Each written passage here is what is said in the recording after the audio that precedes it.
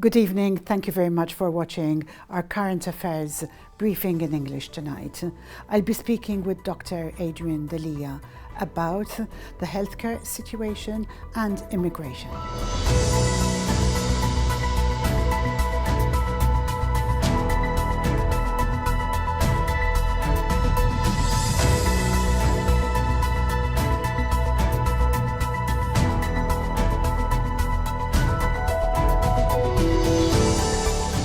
Thank you very much, Dr. Delia, for explaining the healthcare and immigration problem in English for those who don't speak Maltese or prefer the English language.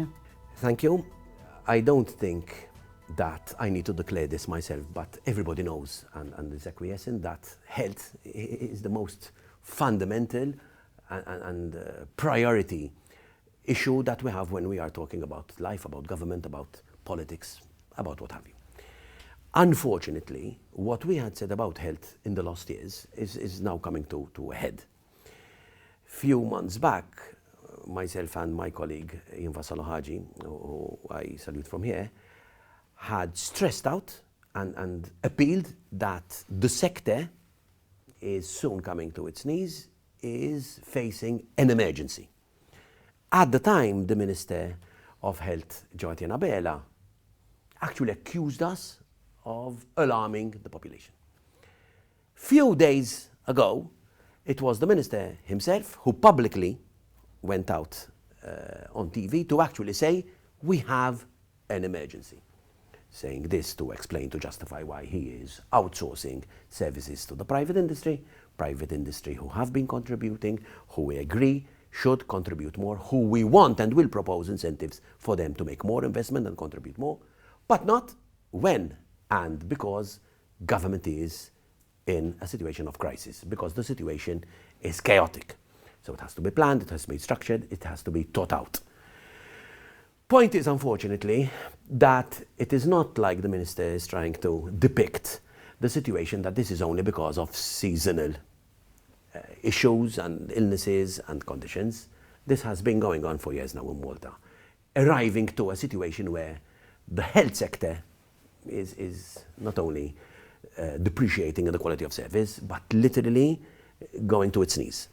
Firstly, 400 million that has been not misspent or misadministered, but literally defrauded out of the Maltese coffers through association. These are the words of the Court of Appeal, not my own opinion. The Court of Appeal who declared that this happened with the complicity of the highest exponents in the current government, in the Labour government. When I say current government, that's number one. Number two, you mentioned it yourself in the question that you put to me, the overpopulation issue. We've had an increase in population of 25% over the years. That means 10,000 people every year which have increased our population. Over and above that, in the last 2 years, that is 2023, 2024, that amount is now doubling per year.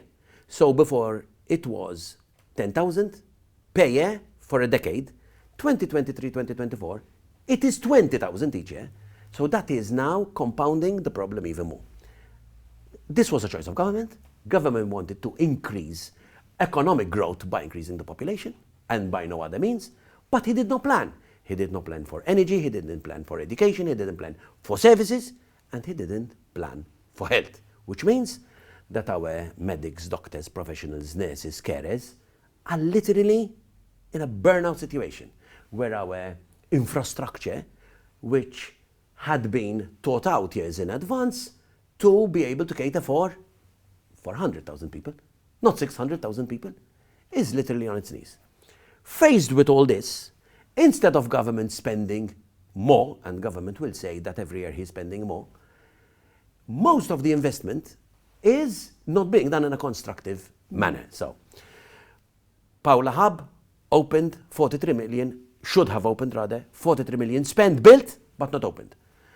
The Northern Hub, which was planned, costed, and actually should have opened, this minister is saying it's just not going to happen. Primary healthcare, which is therefore not being of sustenance to the secondary healthcare, and therefore the general hospitals, And the 3 hospitals, which would have either opened, certainly increased the beds, or rehabilitated in the case of the Maltese, St. Luke's and Keringrek, which simply have not materialized. Add to this, a few weeks back I had said, when government is not being corrupt, he's being incompetent. The misadministration and inability of government to solve the problems that he has created.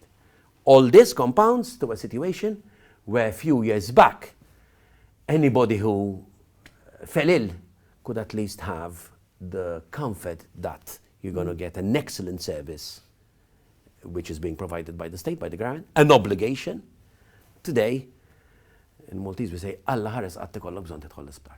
And that You're is getting a something reduced which service, is what you reduced say. service, and which is not delivered in a timely manner with our professional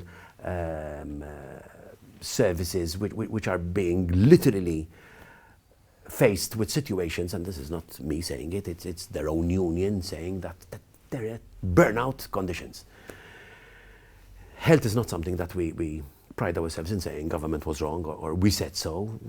Health is too important to be partisan. But unfortunately, we are at a situation where government has given up.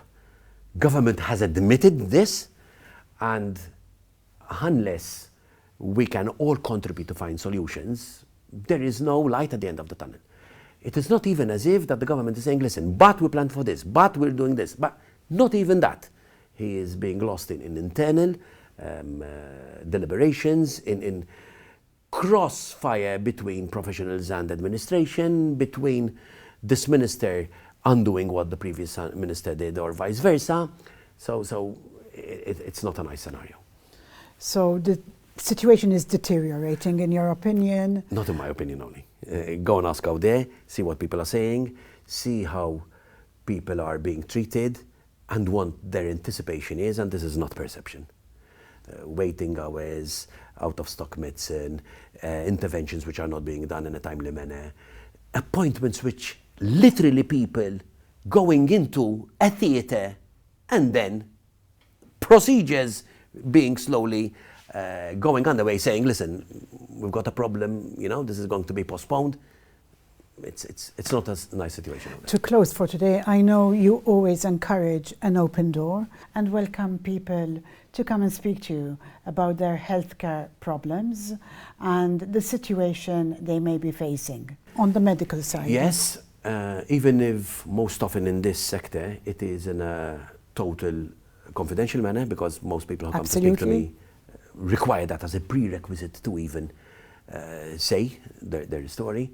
But there are a lot of stories out there, and the least we could do is listen, guarantee confidentiality where that is requested, and in any case, by default, it's a condition. But we need to be the voice of the people out there to show government what's wrong, where's wrong, and we will also be proposing how to fix it. Thank you very much once again, Dr. Delia.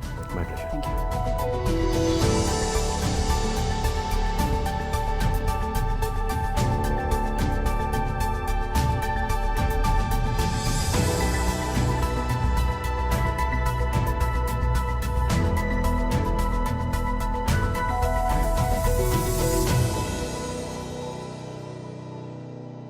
Thank you very much for watching our program. I was speaking with Dr. Adrian Delia. Our current affairs briefing tonight was about the hospital situation, healthcare, and also immigration. Should you have any comments or queries, please send them by WhatsApp on the number that appears on the screen. I'm Leah Hogg for Net TV, and I wish you a good evening.